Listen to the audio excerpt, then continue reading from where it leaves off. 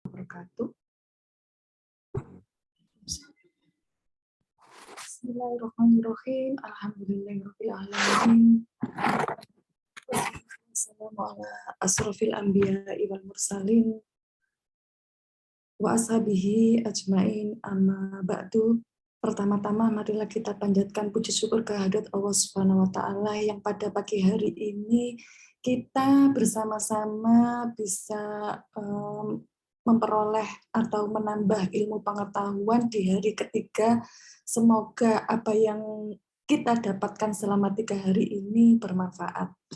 Sebelumnya, perkenalkan Bapak Ibu, saya Ernawati dari Universitas Muhammadiyah Gresik yang pada pagi hari ini akan mendampingi Ibu narasumber yang terhormat APT Ibu Dia Ratnasari, S.Fam, MT. Selamat pagi, Bu Dia. Pagi, Bu. Gimana Bu Dia pada hari ini? Alhamdulillah. Alhamdulillah, Bu. Sehat ya.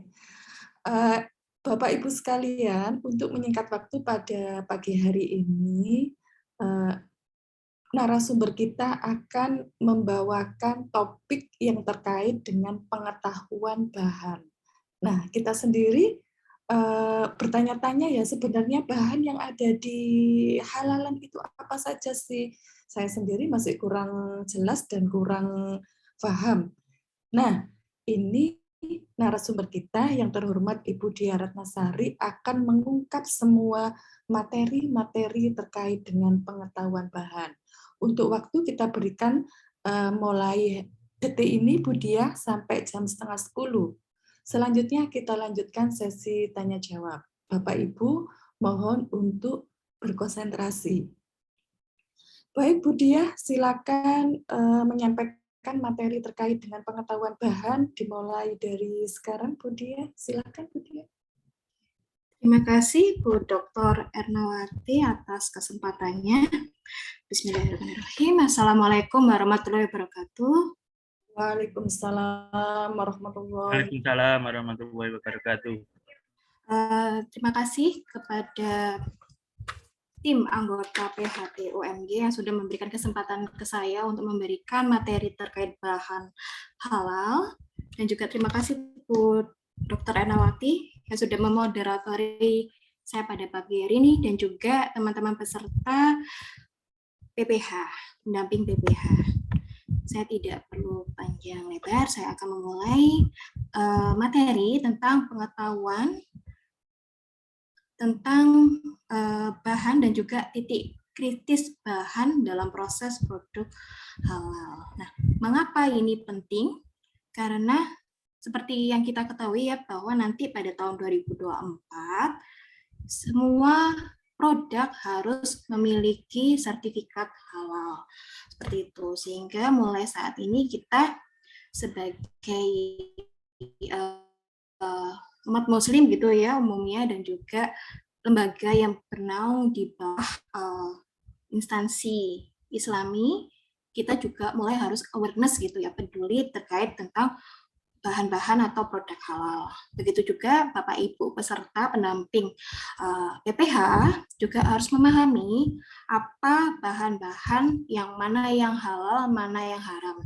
Apalagi seperti yang kita ketahui gitu ya, selama ini mungkin sebelum saya juga, termasuk saya sendiri gitu ya, kita taunya halal haram ya, yang haram babi gitu kan ya, kemudian alkohol. Nah, ternyata nanti kita akan belajar bagaimana mengetahui titik kritis produk itu apa, kemudian bagaimana cara memverifikasi bahan-bahan yang ada di dalam suatu produk. Nah, itu nanti tugas Bapak Ibu pendamping PPH. Oke, ini outline-nya. Jadi kita akan belajar sumber bahan halal kritis itu apa saja, yang non kritis itu apa. Kemudian nanti kita belajar sumber bahan non halal itu apa dan juga haram. Kemudian nanti kita akan belajar dokumen pendukung bahan ya. Mungkin kita selama ini hanya mengenal pokoknya ada sertifikat halalnya. Itu sudah sebagai penguat bahwa produk itu halal. Nah, ternyata tidak hanya dokumen itu saja, tetapi ada dokumen pendamping yang lain. Oke, ini tujuan bahasan kita pada pagi hari ini ya. Yang pertama adalah ini, kita harus tadi memahami bahan-bahan halal, baik kritis maupun non-kritis, serta bahan yang non-halal itu apa saja, kemudian dapat mengidentifikasi sumber bahan halal, baik yang kritis maupun non-kritis, dan tadi, terakhir kita belajar memahami dokumen pendukung bahan, dan kita mampu menyiapkannya. Jadi nanti di akhir sesi, gitu ya, nanti ada berupa penugasan, Bapak Ibu atau teman-teman mahasiswa melakukan identifikasi atau praktek ya, mengidentifikasi apakah suatu bahan di dalam suatu produk itu ada halal atau tidak ya. Oke. Nah, seperti yang tercantum pada surat Al-Baqarah 168 ya, di mana yang berarti bahwa makanan halal yang baik itu yang terdapat di bumi, dan jangan kamu mengikuti langkah-langkah syaitan. Nah, diantaranya apa? Misal babi, kemudian alkohol, itu termasuk barang yang haram, gitu ya. Nah, kalau kita bicara tentang definisi, ya, yang pertama adalah harus halal dulu, gitu ya, baru yang thayyib, bukan sebaliknya, ya. Halal, apalagi kita umat muslim, kita harus memahami, oh bahan ini apa, kandungannya apa, prosesnya gimana, seperti itu. Nah, kalau kita bicara definisi, halal itu artinya apa? Sesuatu yang diperbolehkan, ya, kemudian atau juga yang diterima, diizinkan atau legal. Ya, kalau kita mudahnya kalau di pasaran gitu ya, atau di lapangan, kita akan mudahnya kalau misalnya produk itu sudah tersertifikasi halal atau tidak.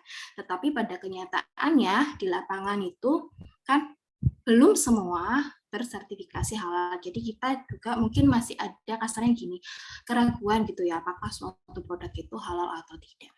Kemudian setelah kita memastikan gitu ya halal, kita memastikan bahwa produk itu thayyib gitu ya, artinya baik dan aman untuk dikonsumsi.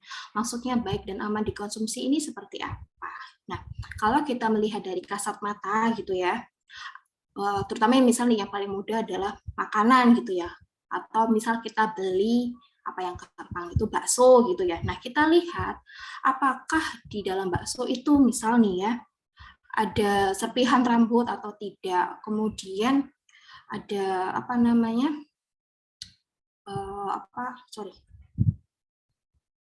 mungkin ada potongan kaleng atau tidak, misalnya seperti itu. Nah, itu artinya bahwa produk bakso tadi itu tidak aman untuk dikonsumsi. Itu yang contoh sederhana saja.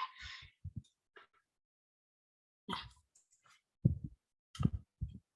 tadi juga sudah saya sampaikan bahwa halal itu menjadi hal yang dasar sekali bagi konsumen ya, terutama konsumen yang muslim.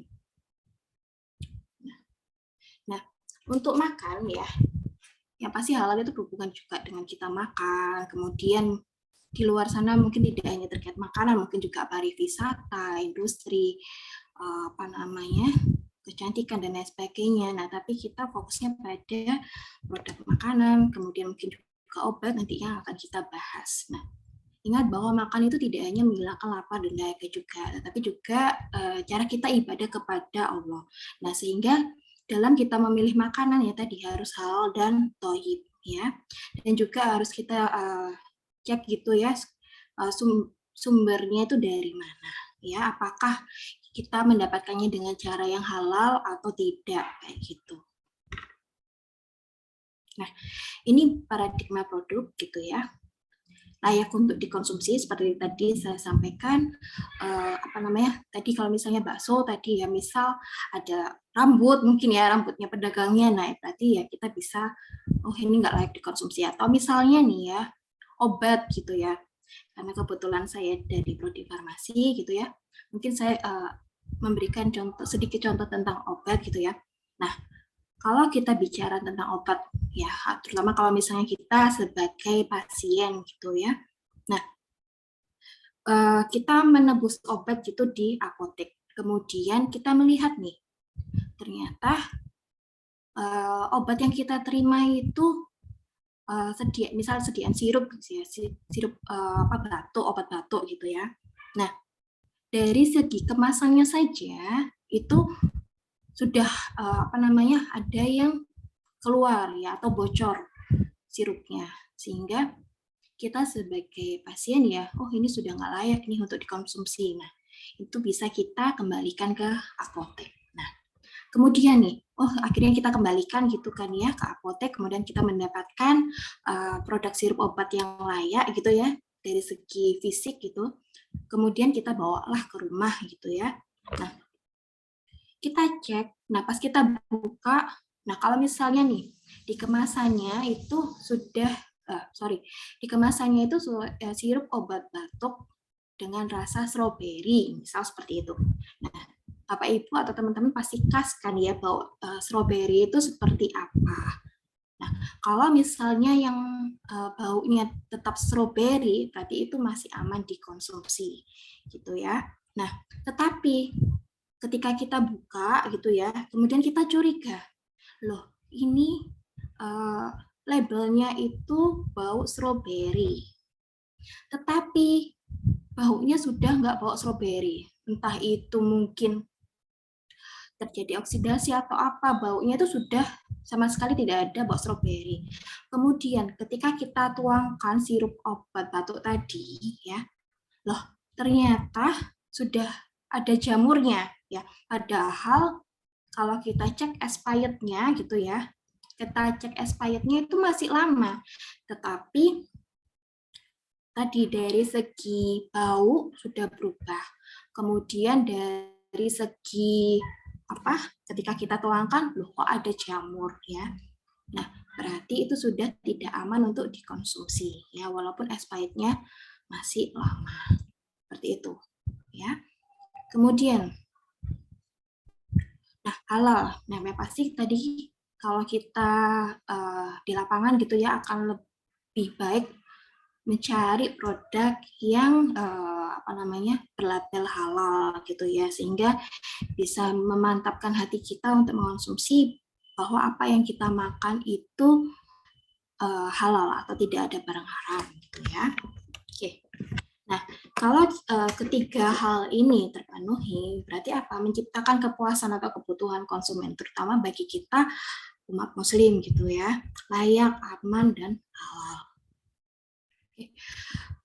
Nah, terkait keamanan dan kehalalan produk gitu ya, seperti tadi saya contohkan terkait tadi sirup obat batuk tadi ya, dan juga bakso. Nah, kita sebagai pendamping PPH gitu ya, harus memastikan bahwa produk ya, entah itu makanan, entah itu obat, entah itu mungkin kecantikan atau produk apapun lah ya, itu harus bebas dari bahaya biologis, bahaya kimia, bahaya fisik. Nah, bahaya biologis itu seperti apa? Seperti tadi yang saya contohkan, kalau bahaya biologis itu misalnya tadi ada jamur tadi ya di sirup obat batuk. Nah, itu contohnya produk tercemar bahaya biologis. Kemudian kalau bahaya kimia, tadi sudah saya contohkan, misal tadi terjadi perubahan bau yang harusnya di label itu baunya itu atau rasanya itu stroberi, nah tetapi ketika kita buka sudah tidak ada bau stroberi. Nah, itu salah satu indikator tercemar bahaya kimia ya, atau terjadi perubahan kimia. Karena apa? Berarti di dalam sirup obat batuk tadi itu sudah terjadi reaksi-reaksi kimia ya. Apakah ada hal yang lain? Apalagi kalau misalnya kita orang awam gitu ya, selain indikatornya tadi tentang bau. Nah, mungkin saja warna ya, warna. Apalagi kalau misalnya kita terbiasa nih minum sirup obat batuk tadi gitu ya, stroberi biasanya warnanya pink. Nah, itu berubah menjadi ketika kita tuang di sendok itu berubah menjadi warna yang agak pucat gitu ya, atau berubah menjadi warna putih ya, karena terjadi degradasi kimia. Nah, berarti itu sudah tidak aman untuk dikonsumsi. Kemudian tercemar bahaya fisik, ya tadi seperti contoh tadi bakso gitu ya, di dalamnya ada rambut atau mungkin kalau misalnya nih ya di luar sana itu masih ada hal-hal yang mistis kayak gitu ya. Misal nih ya apa namanya mungkin ya mohon maaf misal dalam atau apa ya kayak gitu itu nah itu juga nggak boleh, itu tercemar bahaya fisiknya, tapi itu contohnya. Nah, terutama kemudian, nah yang pasti kalau misalnya tadi produk tadi mengandung babi ya sudah berarti otomatis itu adalah haram. Nah, ini contoh bahaya biologis ya tadi, sebenarnya itu sudah tadi saya sampaikan gitu ya. Nah, bahaya biologis itu kira-kira disebabkan karena apa ya? Yang pasti adalah disebabkan karena rendahnya kondisi higienitas ya, sanitasi higienitas pada saat proses produksi ya, baik itu pangan, obat atau apapun lah ya. Artinya apa? Pelaku usaha belum paham atau belum menerapkan SOP gitu ya terkait atau belum mengerti pemahaman atau pengetahuan tentang higien, sanitasi dan higienis ya. Nah, harusnya apa yang dilakukan oleh pelaku usaha? Nah, kalau misalnya nih produk pangan gitu ya, hal yang contoh sederhana misal nih pakai sarung tangan atau mungkin pakai kap kepala gitu ya, kap kepala. Atau mungkin kalau misalnya di apa namanya? Di industri farmasi gitu ya, dia harus pakai baju ya kayak astronot kayak gitu ya, mulai dari pakai sarung tangan, kap kepala, kemudian apa pelindung sepatu, baju kayak astronot kayak gitu. Nah itu caranya untuk mengantisipasi hal ini. Nah selain itu apalagi? Kalau misalnya nih di industri makanan, setidaknya menerapkan cuci tangan ya sebelum memegang bahan atau sebelum memegang alat itu cuci tangan gitu ya. Kemudian alatnya juga harus dipastikan harus bersih gitu ya. Kemudian pastikan tidak ada sisa, misal sisa sabun ya, tidak ada sisa sabun dan juga mungkin kontaminasi bahan-bahan yang dipakai sebelumnya pada alat yang sama. Ini tadi mungkin juga bahaya biologis karena binatang gitu ya. Misal nih di rumah makan tiba-tiba ada tikus tuh di atas apa namanya makanan-makanan, ya udah berarti itu termasuk bahaya biologis ya, mencicipkan. Oke, berikutnya bahaya fisik ya. Seperti tadi saya contohkan misalnya bakso ada rambutnya gitu ya. Nah, mungkin ada kaleng atau batu atau kerikil atau apalah. Nah, itu termasuk bahaya fisik. Artinya apa? Itu juga kurang aman gitu ya. Nah, harusnya apa yang dilakukan pelaku usaha gitu ya? Apa yang harus dilakukan pelaku usaha? Ya memang harus benar-benar ada SOP yang harus benar-benar diterapkan gitu ya. Ada proses yang namanya quality control gitu ya, memastikan dicek secara berkala gitu ya, memastikan ada nggak bahan-bahan asing ini ya. Kalau kita bicara di industri farmasi gitu ya, ada yang namanya ya tadi QC atau quality control. Nah, dicek. Jadi mengambil produk yang sudah dikemas gitu ya, sudah jadi dicek, dibuka gitu ya, diambil beberapa sampel, dicek ada nggak bahaya-bahaya fisik ini kayak gitu ya. Begitu juga di industri pangan gitu ya, atau industri rumah tangga harusnya juga dilakukan pengecekan ya, pengecekan terutama sebelum dilakukan pengemasan gitu ya, dicek. Nah, pengecekannya bagaimana? Bisa dicek secara visual ya, melalui mata aja sudah cukup dilihat apa namanya, ada nggak benda asing ini. Nah, untuk mengeceknya bagaimana? Apakah cukup dicek yang bagian atasnya saja? Tidak ya. Kalau kita nanti bisa menjadi pendamping BPH gitu ya, intinya adalah harus mengeceknya secara representatif gitu ya, tidak hanya bagian atasnya saja tetapi juga bagian bawah, samping kanan, samping kiri kayak gitu ya, untuk memastikan produk yang akan kita berikan ke konsumen itu aman ya. Oke, berikutnya adalah ketentuan bahan.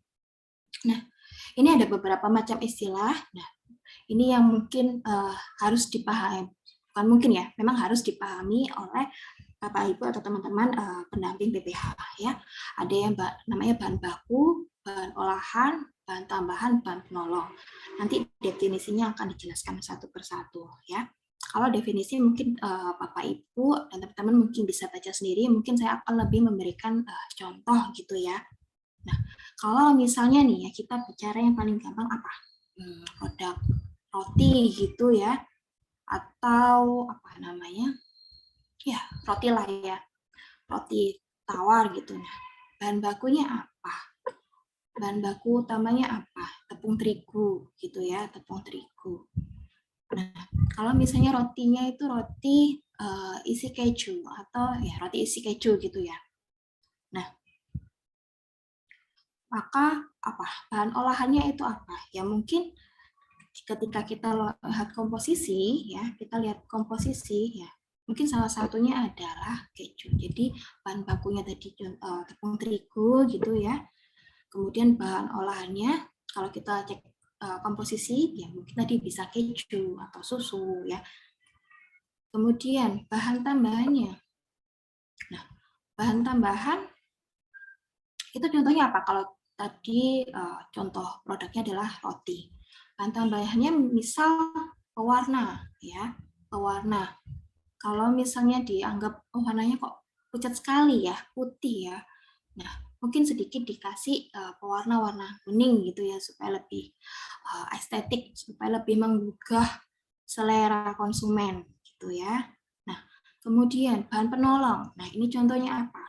Kalau misalnya tadi roti ya, roti isi keju. Contoh bahan penolongnya ya misal kuasnya ya. Nah, ini harus yang diwarnai kuning ini harus diperhatikan gitu ya. Apakah bahan yang digunakan itu termasuk halal atau haram. Ini apa namanya penjelasan lebih detail gitu ya, kategori bahan penolong menurut BPOM. Nah, Bapak Ibu dan teman-teman mahasiswa bisa cek gitu ya di peraturan BPOM nomor 28 tahun 2019. Yang termasuk bahan penolong itu apa aja? Ada bahan pemucat, sampai resin, enzim dan lain sebagainya. Nah, lebih lengkapnya Bapak Ibu silakan mendownload peraturan BPOM nomor 28 tahun 2019 itu satu persatu kategori gitu ya atau satu persatu golongan bahan penolong ini dijelaskan contohnya masing-masing. Ya. Nah, ini contoh bahan tambahan gitu ya. Terutama Bapak Ibu atau teman-teman mahasiswa gitu yang dari gizi atau farmasi mungkin sudah lebih mengenal bahan-bahan ini gitu ya. Jadi ada anti buih, ada anti kempel. Nah, cek juga di sini. Di sini juga sudah ada contohnya gitu ya. Ada contohnya masing-masing ini apa ya.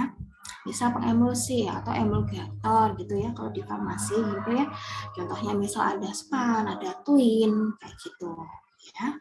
Kemudian pembentuk gel, misal ada CMCNA dan sebagainya. Kemudian humektan. Humektan ini untuk membuat kalau misalnya untuk produk kosmetik gitu ya di kulit, humektan ini bisa berfungsi untuk melembabkan kulit gitu. Contohnya apa? Misal propilen glikol, kemudian polyethylene glikol dan lain sebagainya. Nah, berikutnya adalah asal bahan.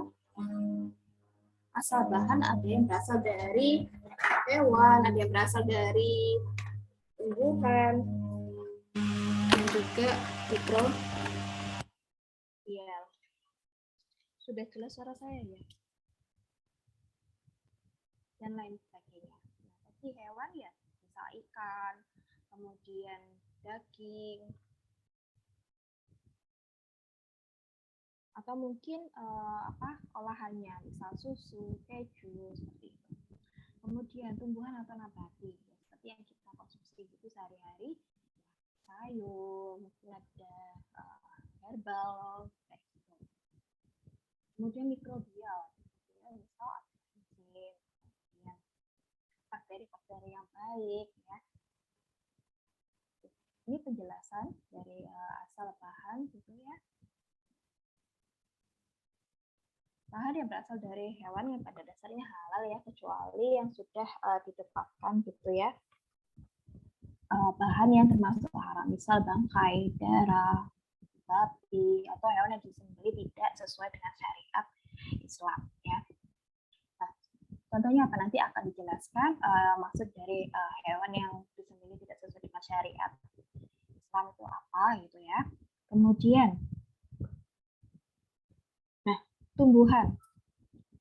Jadi saya contohkan misalnya yang biasa kita konsumsi sehari-hari gitu ya. Ada sayur, kemudian ada buah, ada mungkin herbal gitu ya. Kemudian ada apalagi kacangan itu termasuk contoh dari tumbuhan. Nah, apakah ada yang halal? Ada ya. Apalagi kalau misalnya sifat tumbuhan tadi ya bisa memberikan efek yang memabukkan gitu ya atau membahayakan bagi kesehatan. Contohnya apa? Misal daun ganja, kayak gitu ya, itu membahayakan bagi kesehatan. Oke, berikutnya adalah mikroba.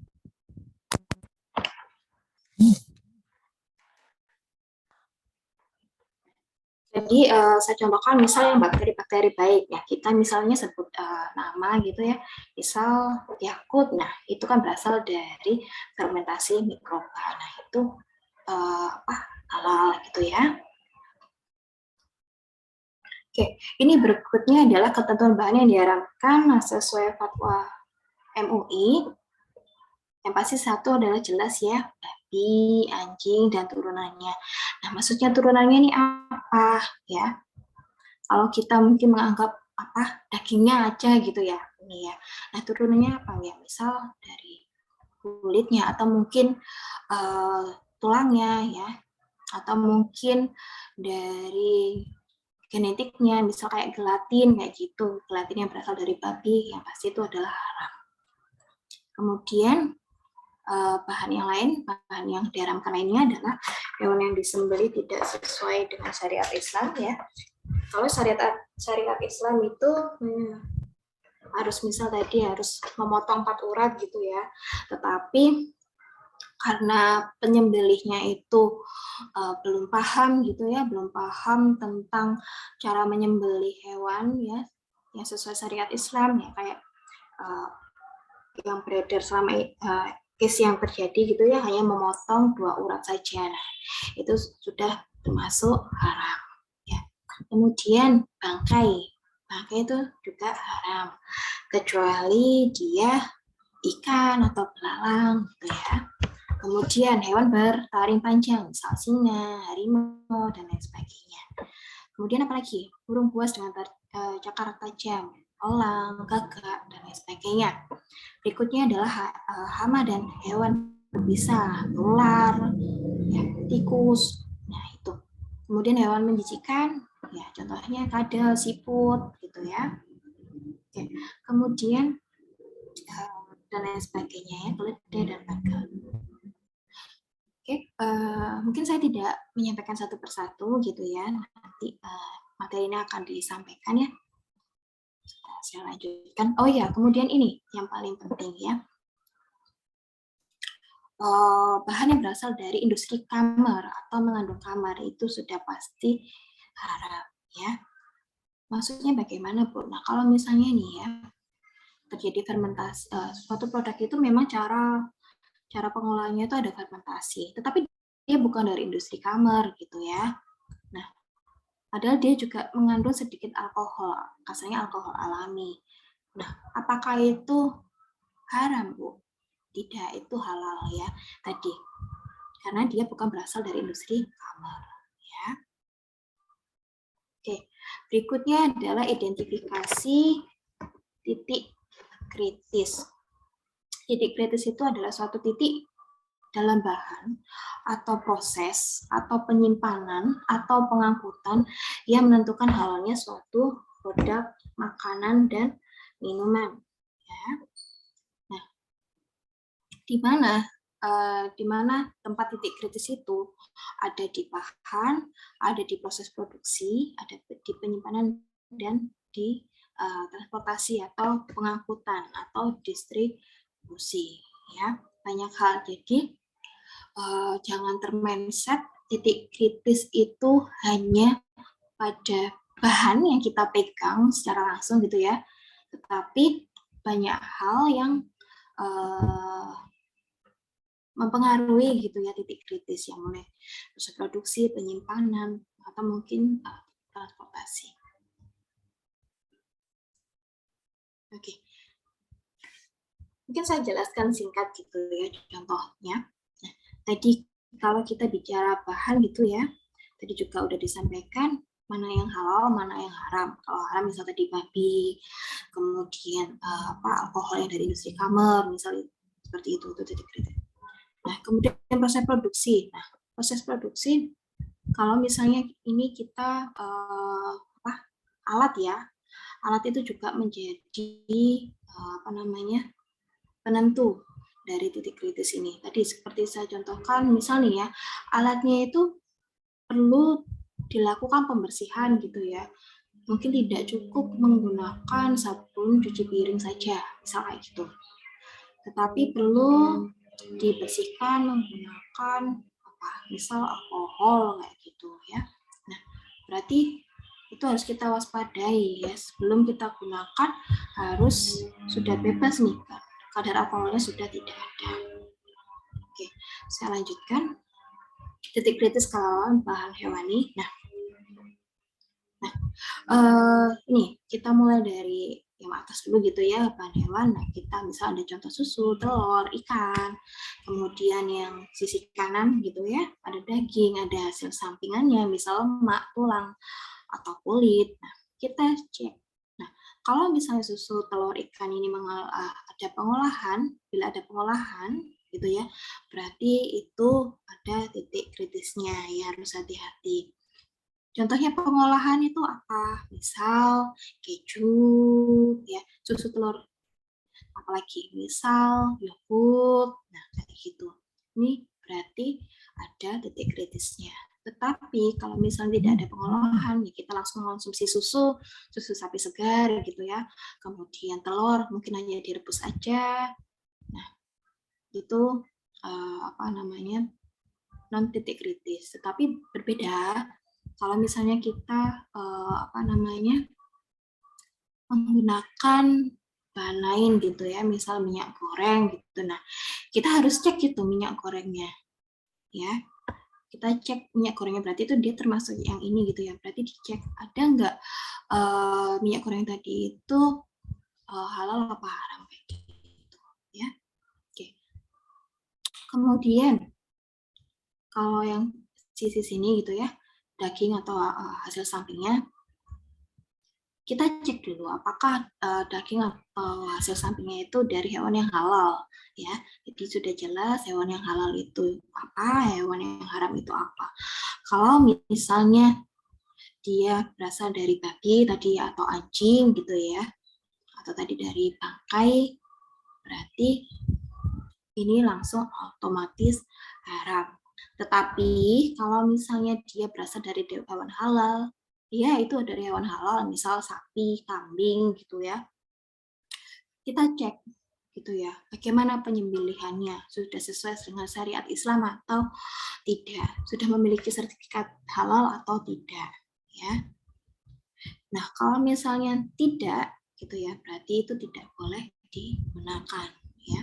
Tetapi kalau sudah memenuhi syariat Islam dan juga memiliki sertifikat halal gitu ya, maka boleh ada pengolahan lanjutan. Nah, kita cek juga, dicek kembali ya, ada pengolahan atau tidak gitu ya. Kalau misalnya ada, berarti ada titik kritisnya. Kalau misalnya tidak gitu ya, berarti ya non titik kritis.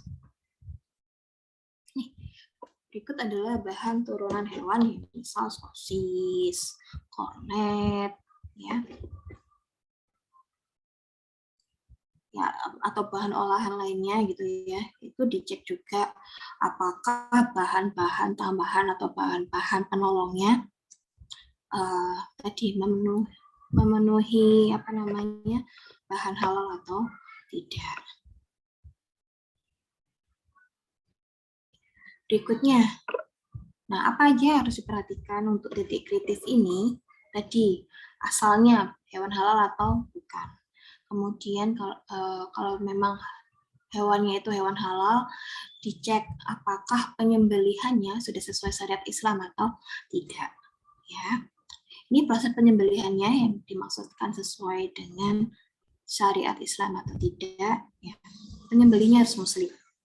Kemudian alat penyembelihnya harus tajam. Ya, mengapa harus tajam? Boleh nggak kalau misalnya nih terpaksa apa namanya pisaunya mungkin tumpul gitu ya, ya akan lebih baik diasah dulu ya. Tidak boleh menyakiti hewan terlalu lama ya. Oke, kemudian pemingsanan. Nah, pastikan proses penyembelihannya boleh secara pemingsanan gitu ya, atau dipingsankan gitu ya hewannya, tetapi tidak boleh menyebabkan sampai mati ya, dan tidak boleh luka permanen. Kemudian apalagi memotong patah urat ya. Kemudian proses pengulitannya itu setelah mati, nggak boleh sebelum mati. Kemudian penyimpanannya tidak campur dengan olahan halal. Misal nih, semua tahapan sampai sini itu sudah benar gitu ya, sudah sesuai syariat Islam. Nah, ternyata pada penyimpanannya ya, mungkin itu adalah gudang penyimpanan gitu ya, ada babinya atau apanya, wah. Nah, artinya apa, nggak boleh itu didekatkan atau tidak boleh jadi satu gudang gitu ya dengan daging babi ya. Oke. Berikutnya bulu rambut ya. Ini juga hati-hati ya. Ini biasa digunakan untuk kuas pengoles roti ya. Berikutnya olahan lainnya misal susu ya. Susu kalau misalnya diolah lanjutan gitu ya bisa jadi keju atau laktosa gitu ya. Nah, ini harus hati-hati dalam pemilihannya gitu ya, dicek. Perlu dikritisi bahan penggumpal susunya itu apa, enzimnya itu apa, enzimnya apakah berasal dari hewan halal atau hewan haram gitu ya. Berikutnya adalah telur atau tepung telur gitu ya. Nah, yang dikritisi apa? Yang dikritisi adalah telur, kemudian bahan olahannya gitu ya, yaitu adalah tepung telur. Nah, yang harus dikritisi apa? Nah, kalau suatu bahan alami, ini kan bahan alami atau bahan alami, kemudian diubah menjadi tepung telur, berarti apa? Kan tidak otomatis gitu ya, telur ini bimsalabim berubah jadi tepung. Tetapi apa?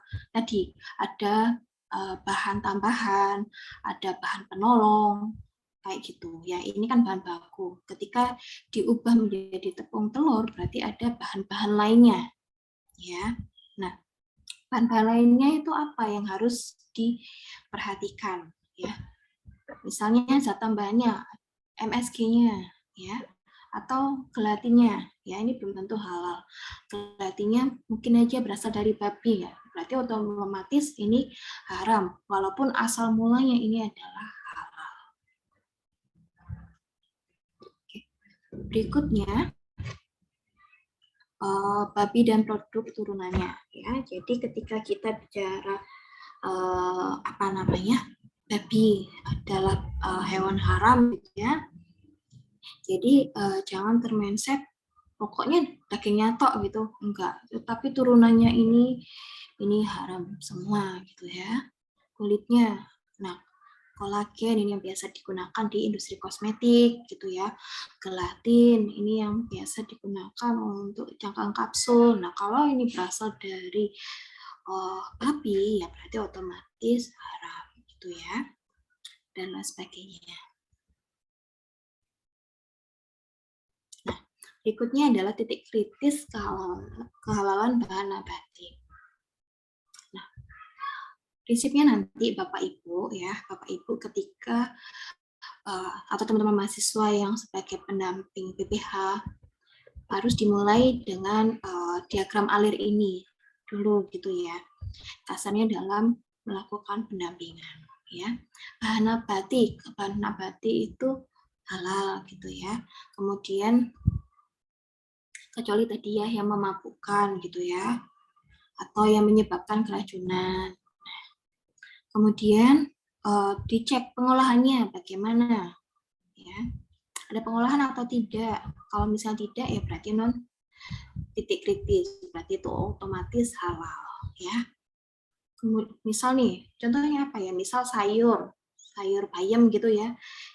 Kemudian diolah gitu ya, cuma direbus atau apa gitu ya.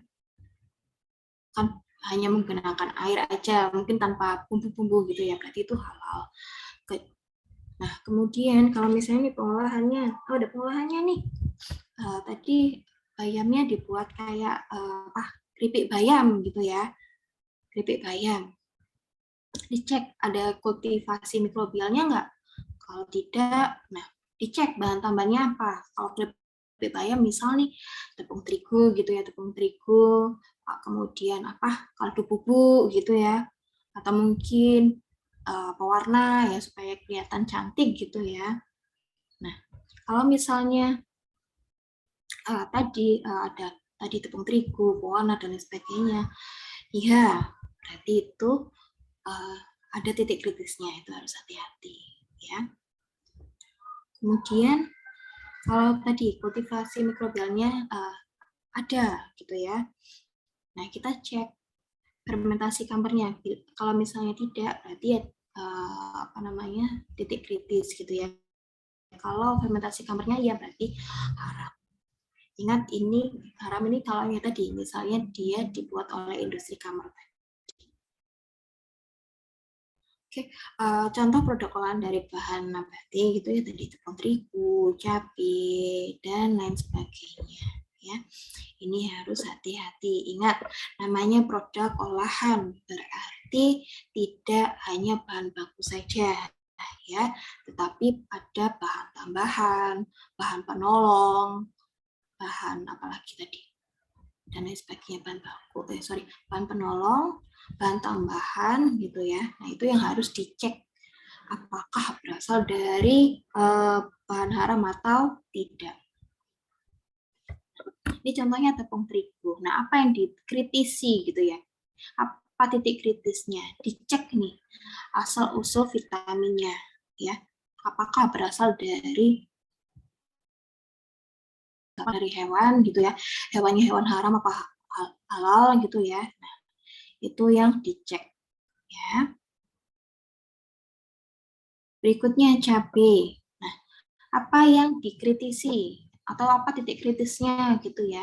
Dicek emulsifiernya atau emulgatornya ya. Karena apa, emulgator biasanya berasal dari hewan ya.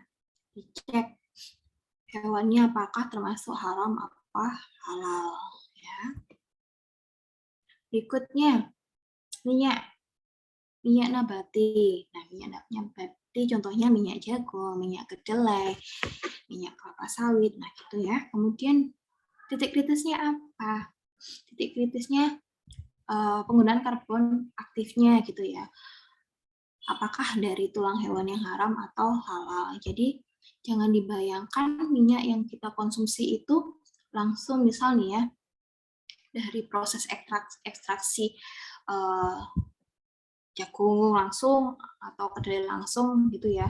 Nah, mungkin kalau langsung dari ekstraksi masing-masing ini mungkin warnanya tidak sebagus ini gitu ya. Mungkin sedikit ada pengotor atau apa. Nah, berarti apa? Untuk supaya kelihatan jernih perlu karbon aktif. Nah, karbon aktifnya ini yang perlu dicek apakah dari tulang hewan atau tidak. Begitu juga gula ya, gula. Jangan dibayangkan apalagi misalnya dari tebu. Kalau kita melihat tebu warnanya apa? warnanya kuning ya, kuning. Kemudian apa namanya, kuning kehijauan gitu ya, atau bahkan yang coklat. Lah kok bisa warnanya seperti ini? Artinya apa? Artinya adalah tadi ada bahan penolong atau ada bahan tambahan gitu ya. Supaya apa? Supaya gula pasir ini nggak warnanya coklat tuh, nggak warnanya mangka kalau misalnya dari tebu tadi. Artinya apa? Perlu bahan yang namanya arang aktif atau tadi karbon aktif ya tadi untuk mengangkat kotoran dari gula pasir ini ya, yang semula tadi warnanya coklat gitu ya, atau istilah molase gitu ya, kemudian ditambah arang aktif gitu ya atau karbon aktif, warnanya menjadi putih gitu ya. Ini yang harus dicek ya. Berikutnya paling kritis pada produk pangan tadi, produk keripik tempe. Tadi saya juga sudah contohkan gitu ya, sayur bayam kalau misalnya jadi keripik apa yang harus diperhatikan gitu ya. Nah ini contohnya keripik tempe. Nah dalam membuat keripik tempe kan nggak tempe kita potong-potong terus dijemur gitu kan enggak ya.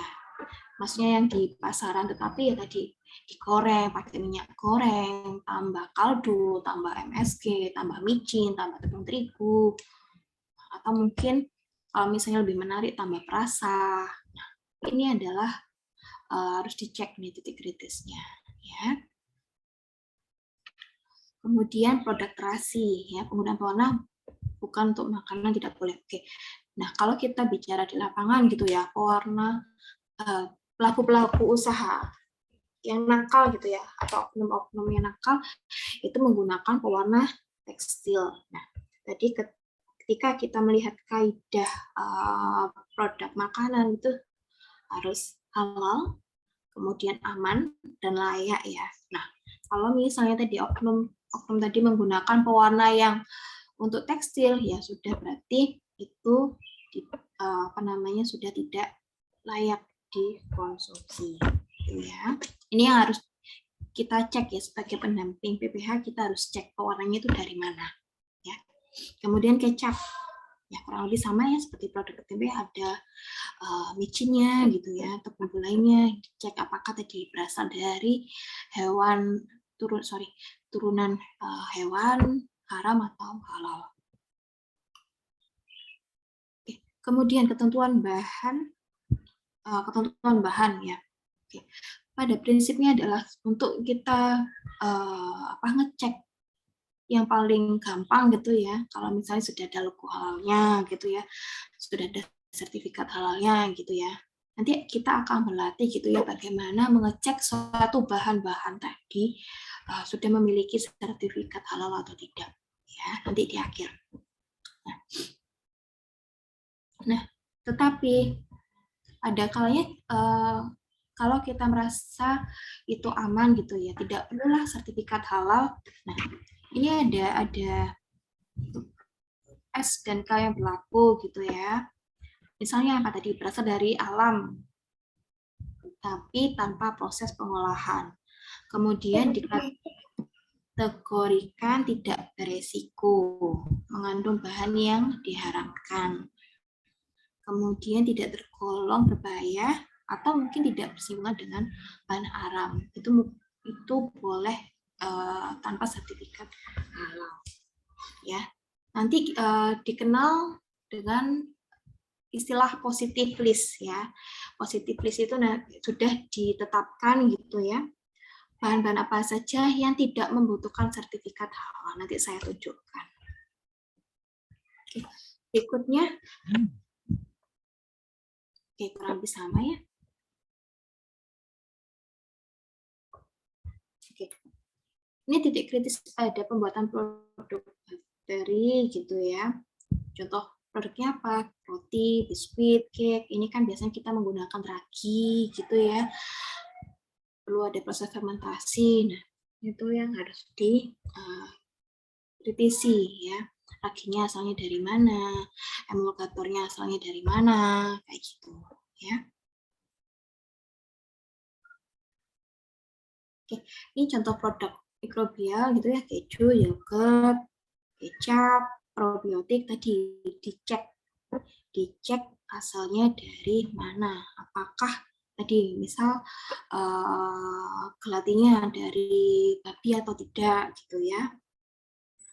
Kemudian apa namanya?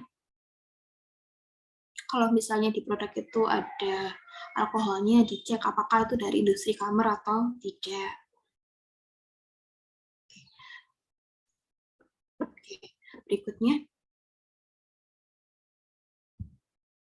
Nah, ini kurang lebih sama ya seperti tadi ya. Kalau kamar itu jelas merupakan minuman beralkohol, apalagi kalau dan yang pasti dipotong industri kamar ya, dan itu pasti sudah haram ya.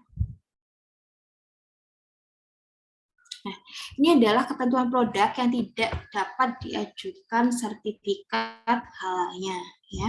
Ini Bapak Ibu atau teman-teman mahasiswa pendamping halal, dicek juga nama produknya itu apa ya, dicek dulu nama produknya apa. Kalau namanya sudah terlihat seperti yang warna merah biru ini, ya yang pasti tidak bisa diajukan sertifikasi halal. Nah, mungkin bisa diarahkan gitu ya nanti untuk mengganti namanya gitu ya. Tapi kecuali kalau mengganti namanya kalau misalnya memang produknya itu halal dulu. Kalau produknya halal, misal kayak mie, kalau misalnya judul produknya mie setan, padahal kan sebenarnya itu halal ya mie-nya ya. Nah, mungkin ketika ingin mengajukan sertifikasi halal, kita bisa sarankan gitu ya, ya namanya diganti kayak gitu ya. Ini adalah produk yang tidak dapat diajukan sertifikasi halal. Produk yang mengandung nama minuman keras, misal ada rum raisin, bir alkohol, kemudian misal ada nama babi atau anjing, kemudian nama setan, rawon setan, es pocong, mie setan, gitu ya. Kemudian produk yang mengarah pada sehingga menimbulkan kekufuran ya, atau kebatilan, misal es Valentine, coklat Valentine, mie kongsi facai, nah itu tidak bisa diajukan sertifikat halal. Atau mungkin dengan unsur pornografi, vulgar atau erotis ya. Geli. Oke, kemudian produk dengan karakter sensori yang memiliki kecenderungan bau atau rasa yang mengarah kepada produk haram. Misal nih ya, kok kayak bau alkohol kayak gitu ya. Misal Bapak Ibu menemukan ini bau apa ini kok kayak bau alkohol. Nah, itu sudah tidak bisa diajukan sertifikasi halal. Ini kriteria bahan dan dokumen pendukung bahan. Tadi saya di awal jelaskan apakah bahan atau ya bahan itu yang halal itu hanya butuh sertifikat halal saja, tidak ya. Apakah bahan harus semuanya bersertifikat halal, juga tidak. Kalau tadi misalnya sudah masuk positif list ya, tanpa sertifikat halal itu tidak apa-apa. Nah, apakah bahan yang halal sudah jelas kehalalannya? Ya, kita harus buktikan juga gitu ya. Tadi kalau misalnya di bahan tadi sudah ada sertifikat halal, ya insya Allah itu sudah halal. Tetapi kita juga bisa membuktikan dengan dokumen yang lain, gitu ya. Oke. Nih, ada 3 kriteria bahan terkait persyaratan bahan gitu ya. Nah, seluruh bahan yang tidak kritis dari aspek kehalalan. Nah, yang tadi saya sampaikan yang termasuk daftar positif list ya. Bapak Ibu nanti bisa dicek di sini, nanti akan saya tunjukkan. Kemudian suatu titik dalam bahan atau proses dan langkah menentukan halalnya sebuah produk makanan dan minuman. Nah, ini Bapak Ibu nanti, Bapak Ibu dan teman-teman mahasiswa pendamping PPH tidak hanya melihat bahannya juga, tidak hanya melihat bahannya saja gitu ya, tetapi dicek prosesnya, di prosesnya ya. Ada nggak langkah-langkah yang kira-kira bisa beresiko menimbulkan menjadi produk tidak haram, produk tidak halal gitu ya. Tadi misal ayam tadi ya, ayam itu kan halal, tetapi pada prosesnya tadi uratnya hanya terpotong satu atau terpotong dua gitu ya. Nah, itu kan proses, artinya apa? Masuk angka, berarti itu karena tadi ayamnya terpotong 2 urat berarti haram, gitu ya. Kemudian non sertifikat halal ini dapat berupa spesifikasi atau diagram alir. Nah ini Bapak Ibu dan teman-teman bisa dicek gitu ya. Nah, ini penjelasan yang tadi ya. Bahan tidak kritis, cek contoh positive list. Jadi kita minta gitu ya daftar bahan dari pelaku usaha gitu ya. Saya bisa minta atau mungkin kita melakukan observasi langsung gitu ya. Bahan-bahannya digunakan apa saja gitu ya. Kemudian kita bandingkan nih di di daftar positive list ini ya. Dia termasuk ada atau tidak. Kalau misalnya masuk sini ya udah berarti aman gitu ya, baik-baik saja. Contohnya apa? Bahan herbal kering, air murni, madu, kayak gitu. Ya. Kemudian bahan kritis yang wajib sertifikat halal gitu, yang perlu ada sertifikat halal. Nih bahan turunan hewan, kelatin, kolagen, kayak gitu. Ya. Bahan dengan proses yang rumit, flavor, fragrant, bumbu ya, itu prosesnya rumit ya. Karena apa? Banyak bahan tambahan, banyak bahan penolong, dan prosesnya juga agak panjang gitu ya. Kemudian bahan yang sulit ditelusuri kehalalannya, ini perlu sertifikat halal ya. Misal whey atau laktosa, misal tadi untuk membuat susu ya. Tuh. Kemudian bahan kritis yang tidak wajib SH. Nah, contohnya ya tadi selain bahan kategori di atas, kemudian apa? Misal gelatin ikan gitu ya. Itu kritis tetapi tidak wajib SH. Gelatin ikan, emulsi cair nabati, kayak gitu. Nah, ini adalah cara mencari bahan tidak kritis atau positive list. Ya. Bapak Ibu nanti bisa mungkin sambil mendengarkan saya gitu ya. Bisa buka di HP-nya, Bapak Ibu klik www.halalmui.org. Kemudian di beranda sertifikat halal, Bapak Ibu klik ini, kemudian klik regulasi LPPOM MUI. Nah, nanti ada tampilan seperti ini, ya Bapak Ibu bisa download. Ya, saya akan tunjukkan tampilannya seperti apa. Positive list itu.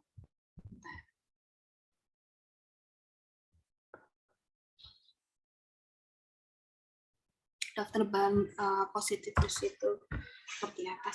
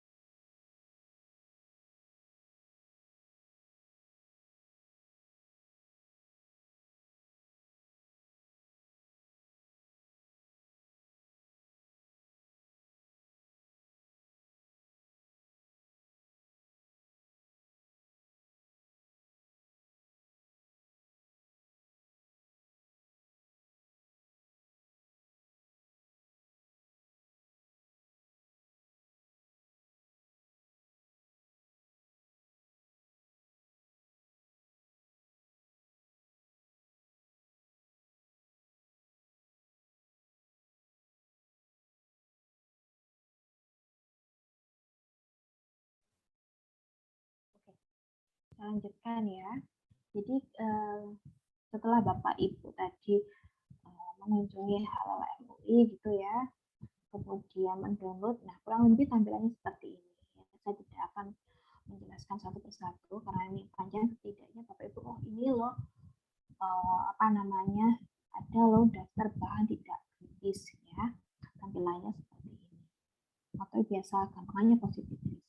Nah, ini apa aja? Ya, pasti isinya adalah daftar bahannya gitu ya. Dan termasuk apa? Bahan tambang ini sudah ditentukan gitu ya. Sudah ditentukan bahan tambang apa saja yang termasuk positif list ya.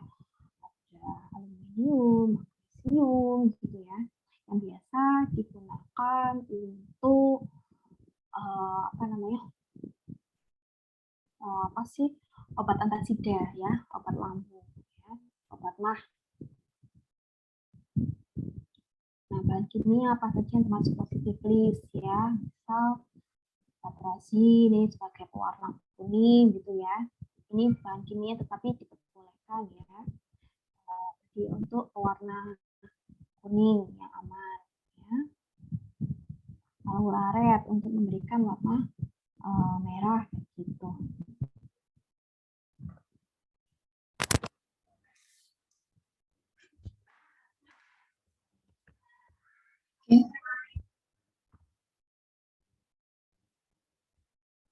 Berikut, nah dan lain sebagainya ya. Jadi ada bahan-bahan ini ada antioksidan, ada asam organik ya, dan lain sebagainya.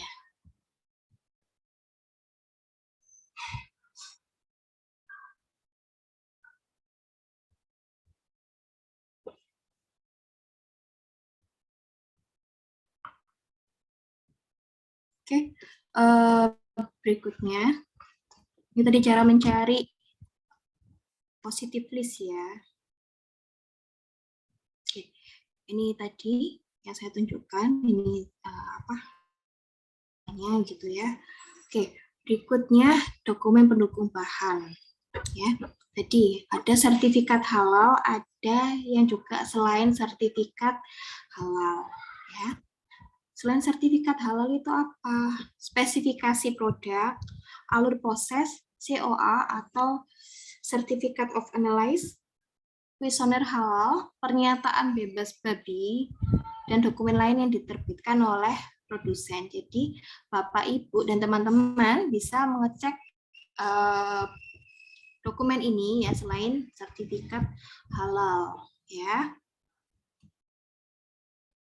Oke. Ini penjelasannya. Nah, flow proses atau alur produksi dicek, kita baca biasanya kalau di pelaku usaha itu ada SOP gitu ya. Kita bisa minta SOP pembuatan ini, misal pembuatan nastar gitu ya, atau pembuatan susu kedelai misal seperti itu. Dicek langkah-langkahnya itu seperti apa, kira-kira ada hal yang kritis atau tidak ya. Kemudian spesifikasi produk ya. Ini biasanya berisi informasi produk ya, mulai itu deskripsi produk, komposisi, sumber bahannya kayak gitu. Kemudian certificate of analysis ya, ini biasanya tertempel gitu ya, terutama pada bahan-bahan kimia ya. Ini certificate of analysis ini biasanya dokumen yang berisi hasil pengecekan fisik, kimia, mikrobiologi ya, untuk mengecek pabriknya. Kita bisa cek ya. Kemudian kuesioner halal ya, pernyataan bebas babi dan surat konsistensi. Ini contoh kuesioner halal sebagai dokumen pendukung bahan. Ini contoh certificate of analysis.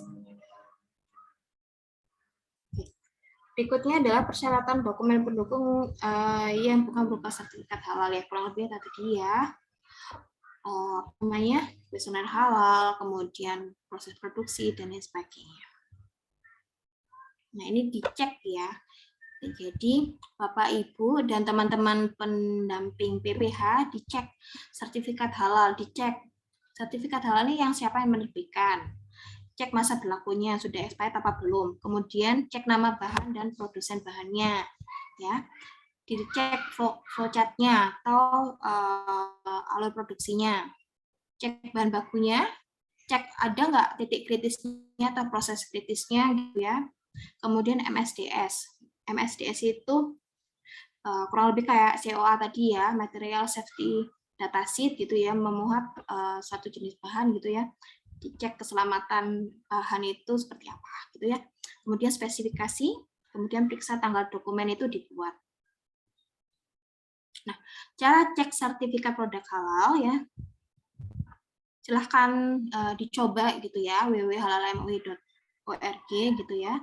Kemudian klik di sertifikat halal gitu ya. Kemudian ketika di breakdown, klik sertifikat halal MUI. Nah, kemudian ketika setelah ada tampilan seperti ini, klik beranda. Kemudian kita masukkan nama produknya, ya. Kemudian klik cari. Nah, ini ada banyak ya yang keluar. Nah, kita lihat nomor sertifikatnya. Nah, teman-teman atau Bapak Ibu bisa cek detail gitu ya. Produk ini, nama produknya apa, nomor sertifikatnya itu berapa, nama produsennya apa, di sini lengkap ketika Bapak Ibu mengecek detail.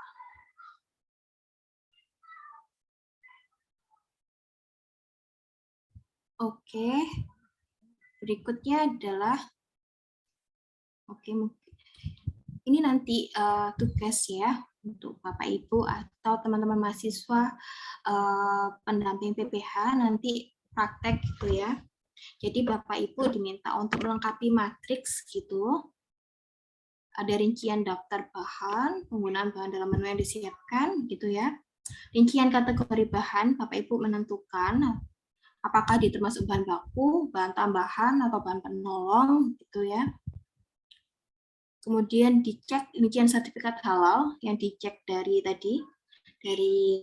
ini tadi, dicek apakah daftar bahan dari tugas ini sudah memiliki sertifikat halal atau tidak. Kemudian cek sudah punya izin edar bahan atau tidak ya. Kemudian buat 3 contoh proses produksi. Ini Bapak Ibu atau teman-teman bisa mungkin bisa lihat di YouTube atau lihat di buku gitu ya, proses produksi dari menu yang dihasilkan warung makan sederhana ini. Ya, ini jadi nanti misalnya ini benar, oke. Jadi nama bahannya itu ditulis dulu gitu ya. Kemudian nama produknya karena menggunakan Excel gitu ya, kita kasih kode aja 1 itu apa, 2 itu apa, 1 soto ayam, 2 soto daging, 3 gulai ikan gitu ya. Nah, kalau misalnya kita menggunakan daging ayam gitu ya, daging ayam kita cek untuk produk apa aja. Untuk produk, untuk produk soto ayam sama ayam goreng tepung, misal kayak gitu. Kemudian daging sapi, untuk produk apa saja? Soto daging, rendang daging. Kemudian serai. Serai itu untuk produk apa saja? Soto ayam gitu ya, rendang daging, ayam goreng tepung, kemudian apalagi kayak gitu ya. Jadi di list dulu. Kemudian daftar nama bahan. Nah ini dicek di lampiran nanti ya. Nah, daging ayam kita kategorikan dulu apakah dia bahan baku atau bahan tambahan atau penolong. Karena tadi judulnya adalah soto ayam, oh berarti daging ayam ini bahan baku. Ya. Kemudian kalau misalnya daun salam gitu ya, untuk soto ayam berarti dia bahan penolong. Nah, produsennya siapa? Ini nanti dicek ya, nanti ada yang ada mereknya, ada yang nggak ada mereknya. Misal kayak serai, daun salam ini kan kita bisa asumsikan beli di pasar tradisional gitu ya. Kemudian cek negaranya di mana gitu ya.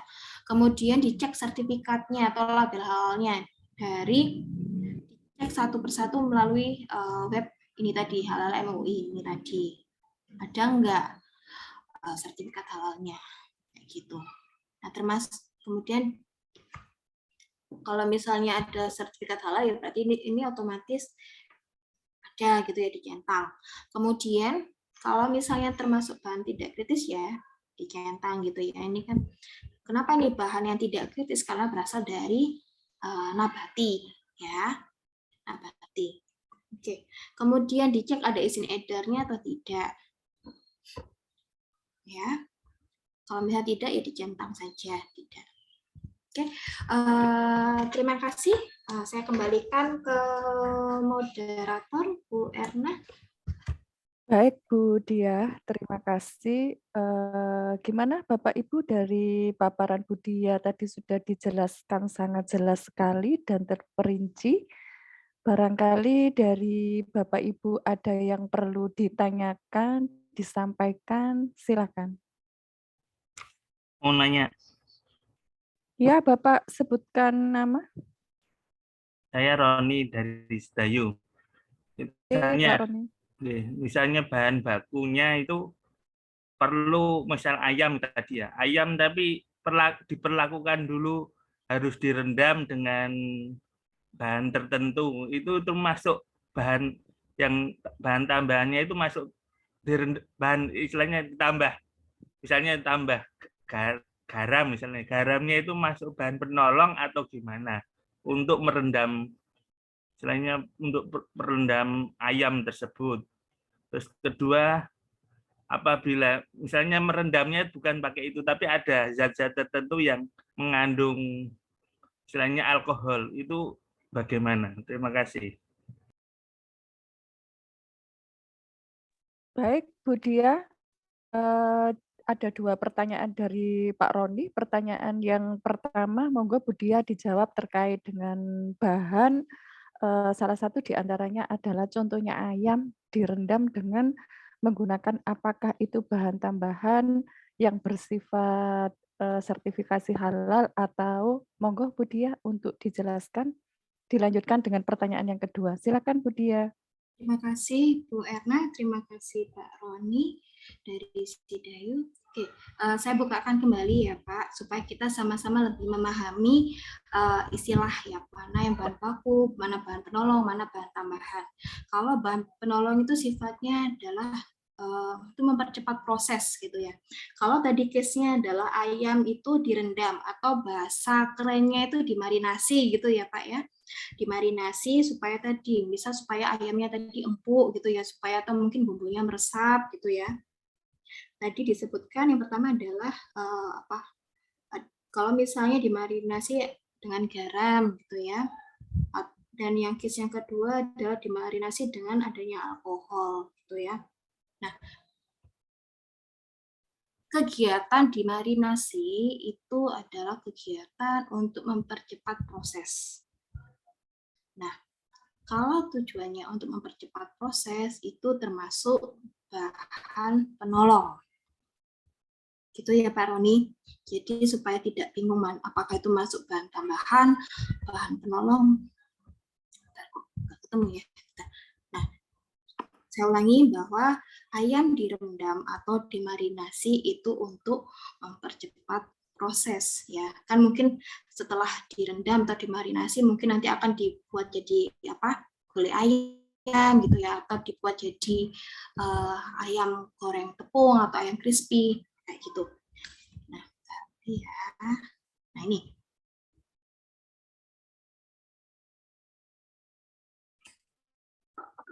Nah, tadi kalau misalnya bahan perendamnya itu garam ya, berarti dia termasuk halal ya. Sedangkan tadi kalau misalnya nih bahan perendamnya alkohol kayak gitu. Nah, kalau kita cek tadi bahwa alkohol itu termasuk haram.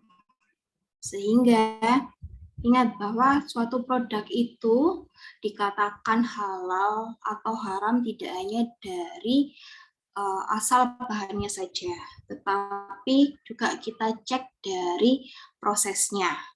Kalau dari prosesnya ditambah tadi dengan bahan yang haram, walaupun tadi bahan bakunya halal, ya berarti itu bisa menjadi haram ya, atau tidak baik dikonsumsi untuk umat muslim gitu ya. Sehingga apa yang harus dilakukan ya, carilah bahan-bahan yang kita sudah jelas kehalalannya. Misal yang paling mudah misalnya dipakai apa? berendamnya misal pakai alkohol atau pakai apa ya, mirin ya, mirin itu kalau nggak salah ada alkoholnya ya. Nah, kalau kita sudah tahu itu mengandung alkohol sekian persen ya, gunakan pengganti yang lain yang sifatnya sejenis kayak gitu. Begitu Pak Roni. Jadi kalau misalnya tadi perendamnya alkohol ya haram Pak. Tapi kalau perendamnya garam dia halal. Kemudian kalau misalnya tadi termasuk bahan apa? Dia termasuk bahan penolong karena sifatnya adalah untuk membantu mempercepat proses produksi. Istilahnya kadang-kadang, maaf ya Bu, kadang-kadang orang beralibi sudah direndam pakai zat tertentu yang mengandung alkohol walaupun 1% pun kan gitu. Nanti kan tapi kan sudah tak cuci Pak kan gitu. Itu istilahnya kita jawabannya tetap itu mengandung alkohol atau gimana? Iya, tetap mengandung alkohol, Pak. Kecuali gini, misal nih ya, kalau misalnya alasannya mencuci, kan itu sudah saya cuci. Nah, kalau kita bicara tentang quality control ya Pak, apakah setelah dicuci tadi dilakukan pengecekan, apakah ada kadar alkoholnya atau tidak? Kalau misalnya masih ada kadar alkoholnya, apalagi mungkin nih pelaku usahanya masih skala minim gitu ya, artinya belum mempunyai alat-alat pengujian kadar, kita tidak bisa memastikan. Cukup dicuci alkoholnya hilang Pak.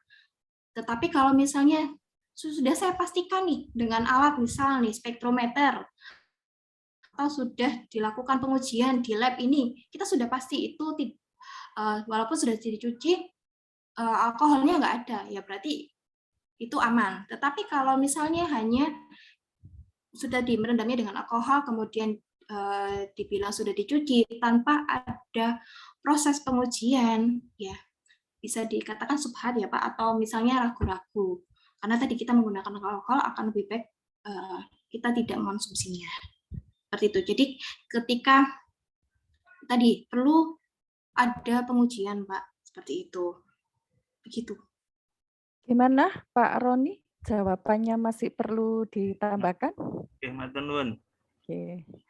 Jadi kita lihat Pak Roni, kita lihat misalkan ayam itu kalau direndam dengan bahan diantaranya itu misalkan mengandung alkohol, tentunya ada pori ayam dari rendaman alkohol itu bisa masuk ke dalam. Meskipun dicuci itu nanti masih tetap ada kadar alkoholnya. Seperti itu Pak Roni. Oke, terima kasih Bu. Oke. Baik, terima kasih Bu Dia atas jawabannya. Monggo Bapak Ibu yang lain, ada yang perlu ditanyakan lagi, didiskusikan lagi, silakan. Itu ada Bu Nurus ya. Bu Nurus ini mahasiswa saya atau bukan ya? Yang dari Sedayu kayaknya ya. Bu Nurus ada?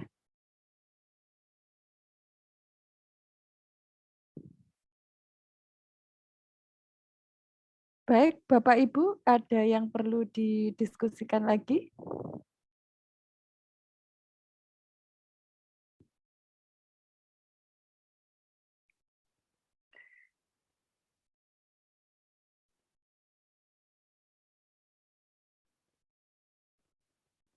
Monggo.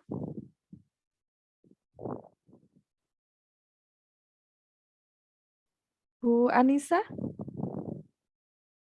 Bu Anissa ada?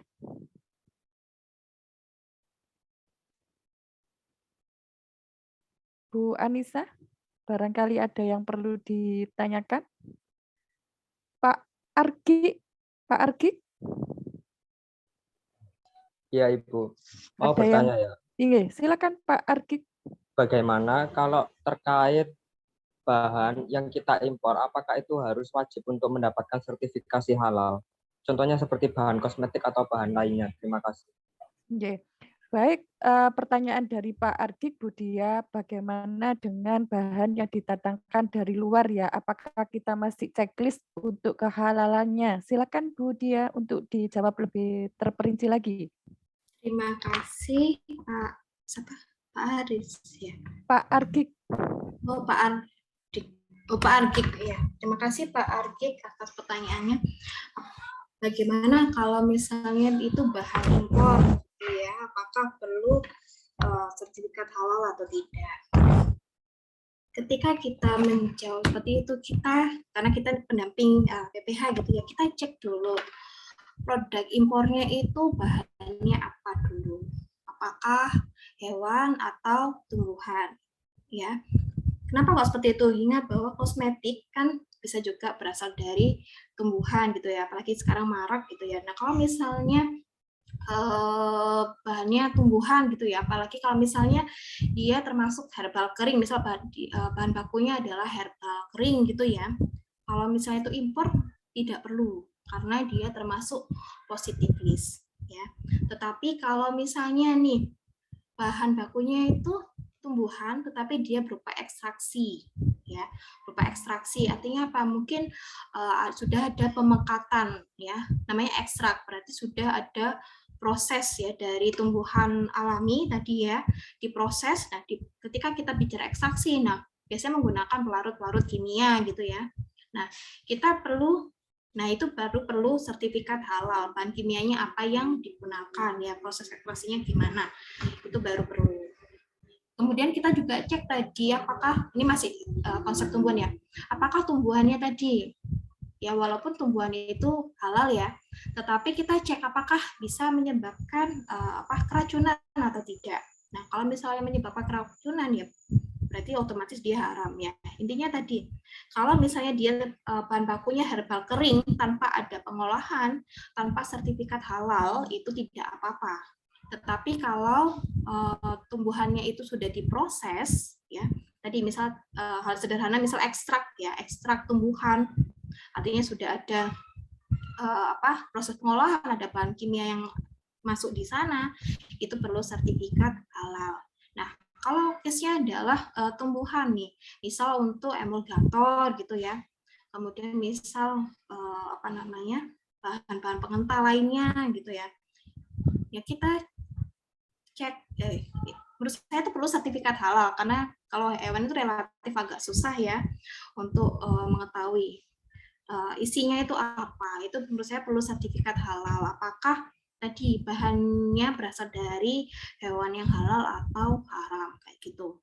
Kalau yang hewan menurut saya perlu sertifikat halal karena ini agak susah dibandingkan tumbuhan yang gampang kasat mata. Oh ini herbal kering kok nggak perlu sertifikat halal kayak gitu.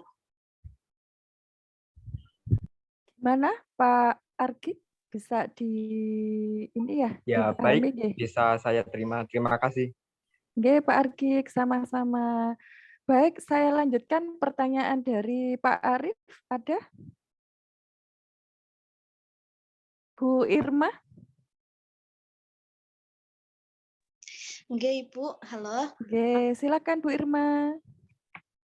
Saya mau menanyakan, tadi kan ada yang tidak perlu dicek untuk sertifikat kehalalannya, yaitu salah satunya kan madu.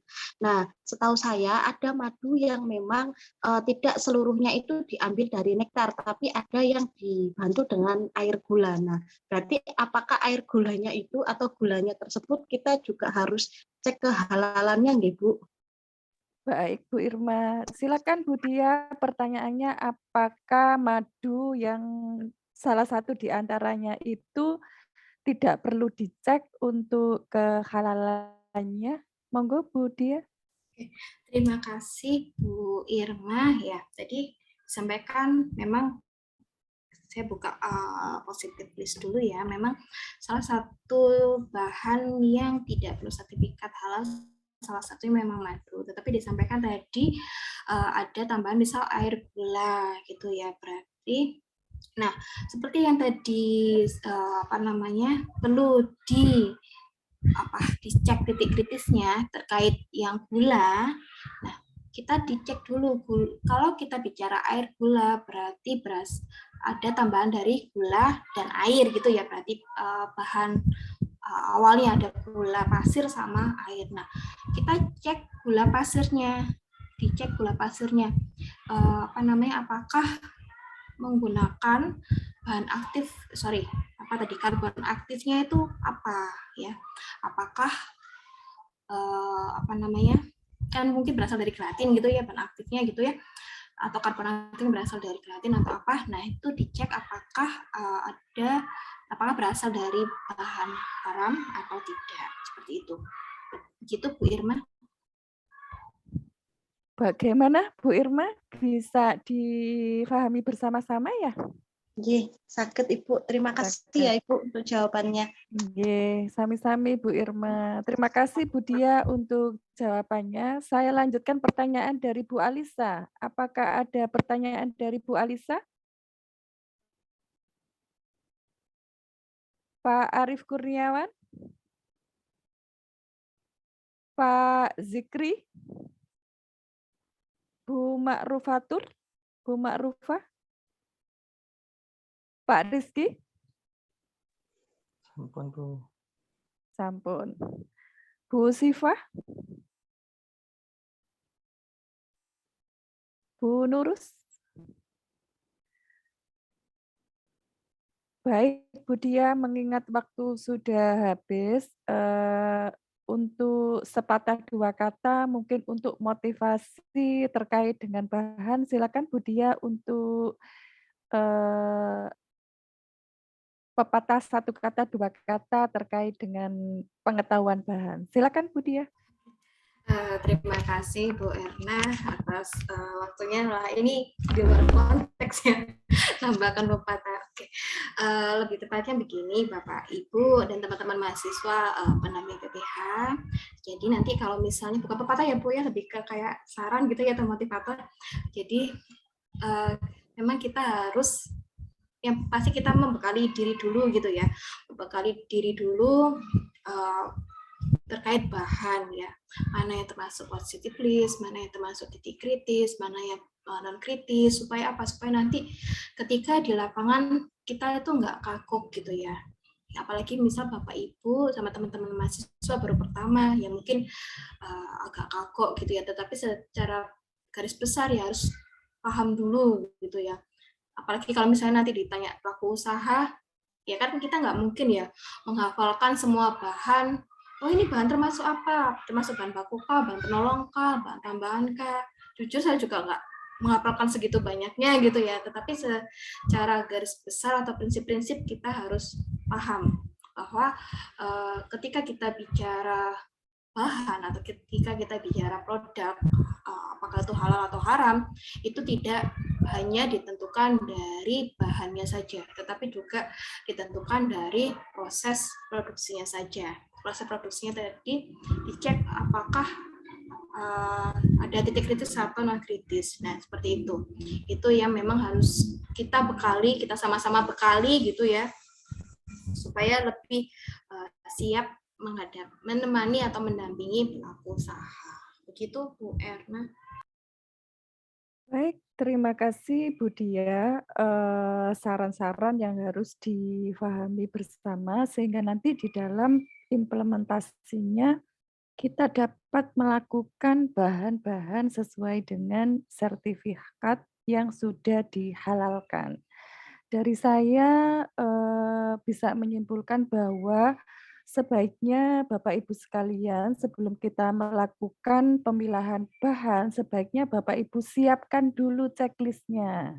Ya, di checklist dulu meskipun nggak hafal, nggih Bu Dia, kita paling enggak punya checklist-nya. Kalau nggak hafal kita baca lagi, kita buka lagi. Gitu ya Bu Dia ya? Makanya nanti ini Bu, Nggih. praktek tugasnya itu sambil belajar. Ya. Sambil belajar. Baik. Baik Bapak Ibu sekalian, dari saya barangkali ada yang perlu disampaikan. Saya sebagai moderator, Bapak Ibu sekalian ya, apabila ada kata-kata yang kurang berkenan di Bapak Ibu sekalian di dalam memandu topik 6 pada acara ini, nanti ada pretest Bapak Ibu atau penugasan dari Bu Dia, tadi sudah dikatakan sebaiknya kita persiapkan dari apa yang telah disampaikan oleh Bu Dia tadi sehingga nanti mendapatkan nilai yang bermanfaat dan nilai yang optimal. Ilmu yang bermanfaat dan nilai yang optimal optimal itulah yang nanti akan menjadikan keberkahan. Demikian Bu Dia yang bisa kami dampingi selama topik 6, kurang lebihnya mohon maaf yang sebesar-besarnya. Saya akhiri. Wassalamualaikum warahmatullahi wabarakatuh. Saya kembalikan ke Bapak Dr. Terima kasih Bu Erna dan Bu Dia atas keluangan waktunya di hari Minggu yang sibuk sekali, yang seharusnya waktu untuk family time-nya jadi terganggu ya. Mohon maaf dan terima kasih sekali atas attention-nya dan awareness-nya yang untuk mendampingi kami yang juga akan melakukan pendampingan.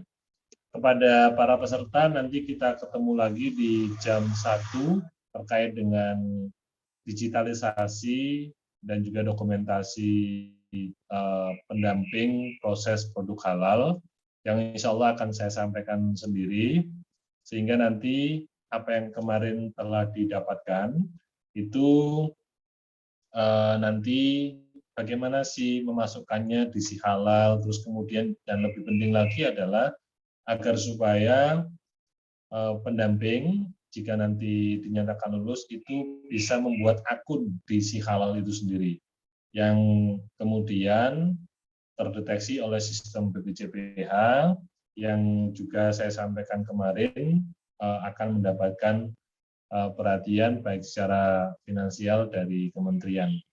Mungkin itu Bu Dia dan juga Bu Erna, sekali lagi terima kasih sekali atas keluangan waktu, semoga Allah membalasnya. Ini ada pertanyaan yang resen ya, ada yang resen. Mungkin itu Bu Dia dan Bu Erna. Monggo Pak Rizky, resennya silakan, mau menanyakan sesuatu.